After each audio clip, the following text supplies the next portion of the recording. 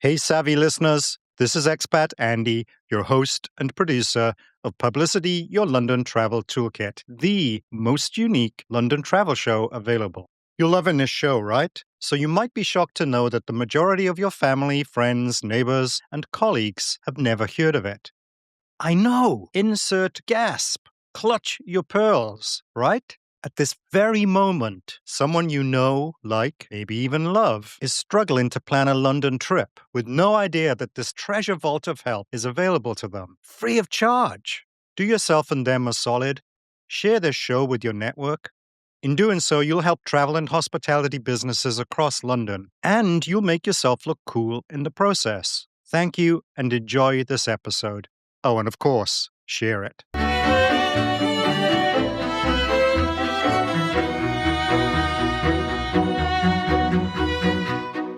In 1788, Thomas Gainsborough was dying, and he had a decision to make about where he wanted to be buried. Westminster Abbey would have taken him. He was the favourite painter of the royal family, and one of the two most celebrated portrait painters in England, alongside his great rival, Joshua Reynolds. He had spent his career at the top of British art, and he was not short of offers. He chose the churchyard of St. Anne's Church on Kew Green. The royal family had worshipped at St. Anne's. He wanted to be near them, or near this green, or near something about this particular corner of West London that mattered more to him than a cathedral. His pallbearers included Sir Joshua Reynolds, the man who had competed with him for 50 years, who had never quite beaten him for the affection of the people who mattered, and who now carried his coffin to its resting place.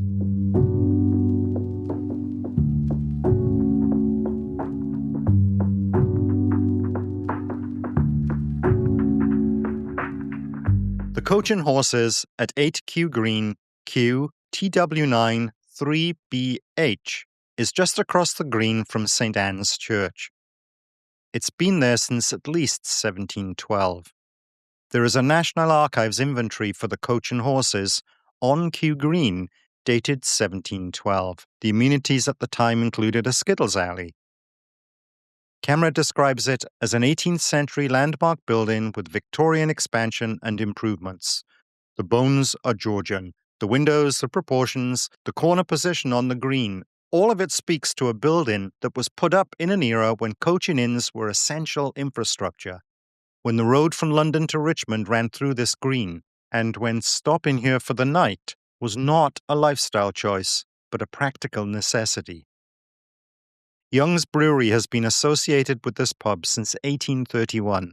They leased it first, then they bought the freehold in 1898. Nearly 200 years of the same brewery.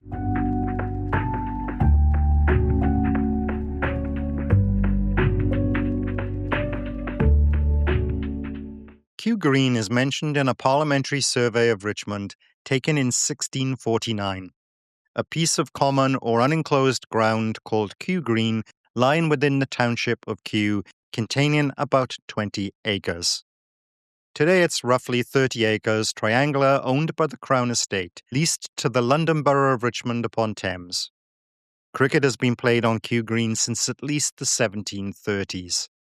In August 1732, Frederick, Prince of Wales, son of George II, father of George III, attended a great cricket match here.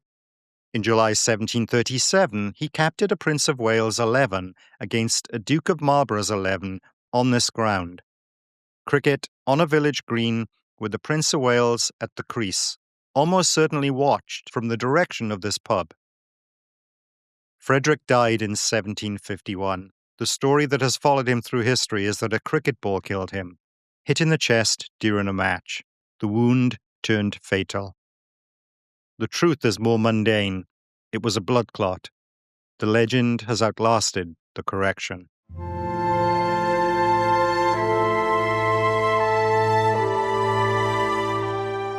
His wife was Princess Augusta.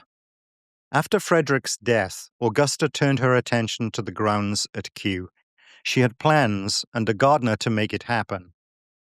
In 1759, Princess Augusta, mother of George III, founded a 9-acre botanic garden within the pleasure grounds at Kew. She employed William Alton to develop it. That 9 acres became the Royal Botanic Gardens. The coach and horses had been on this green for at least 47 years when Augusta broke ground. The gardens grew. William Chambers designed the Great Pagoda in 1762. Capability Brown created the Rhododendron Dell in 1773. And then Joseph Banks arrived.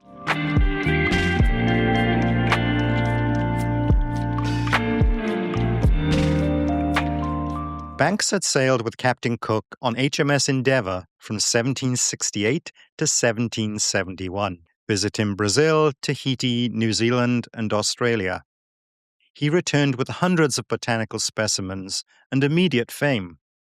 He became Kew's first unofficial director and spent the following decades turning Kew into something the world had never seen, a center for the systematic study and acquisition of every plant on Earth.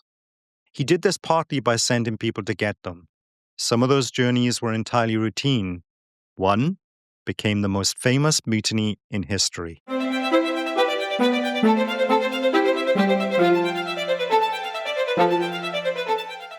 1788, HMS Bounty set sail for Tahiti, with 2 Kew gardeners on board.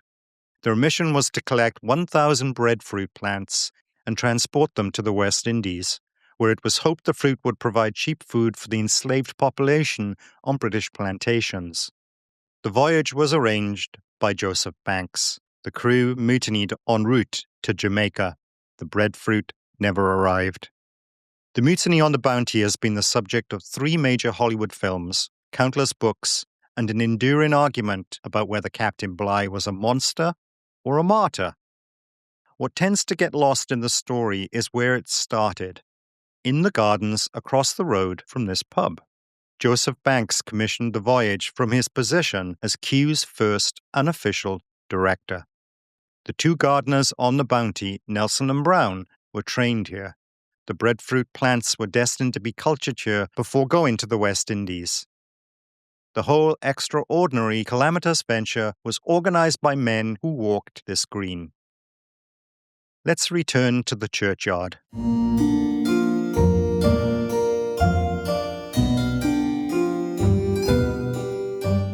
Gainsborough was not the only remarkable person buried in St. Anne's. William Alton, the first official gardener of Kew, the man Princess Augusta employed to build the original 9-acre garden, he's buried here. So is Johann Zoffany, the German-born painter who became one of the leading neoclassical artists in England. Sir William Jackson Hooker, 1785 to 1865. He became the first official director of Kew Gardens in 1841, when the gardens were transferred from the Crown to the government and opened to the public.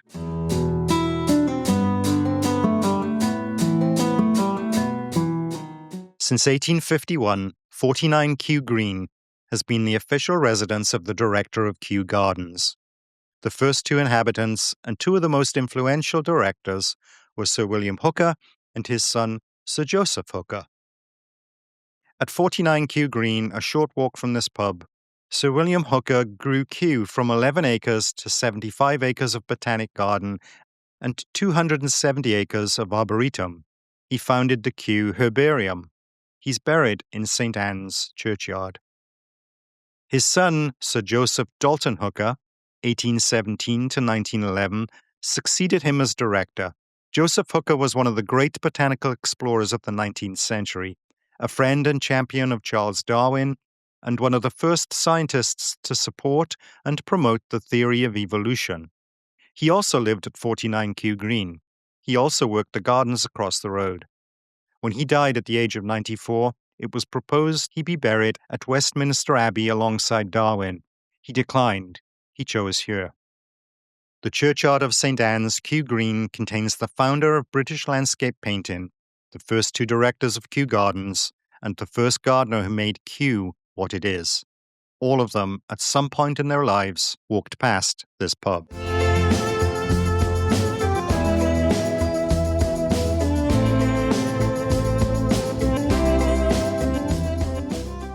Walk into the Coach and Horses now and find a Georgian coaching inn with real ales, predominantly youngs, with guest beers rotating through. a main bar, a dining room, and a room they called the library. 31 boutique hotel bedrooms above, botanically themed in a nod to the gardens across the road. A garden terrace, open fires. The kind of pub that a Georgian traveller on the road from London to Richmond would have recognised immediately, even if the details had changed. Young's has been here since 1831. The gardens have been across the road since 1759. They became a UNESCO World Heritage Site in 2003. The pub was already 291 years old. Kew Green is the same green where a Prince of Wales played cricket, and his wife's obsession with plants eventually became one of the most important botanical collections on Earth. The Elizabeth Gate of the Gardens is a 1-minute walk. Thomas Gainsborough is 50 metres across the green. The hookers are beside him. The man who sent the bounty to Tahiti organised the mission from this neighbourhood.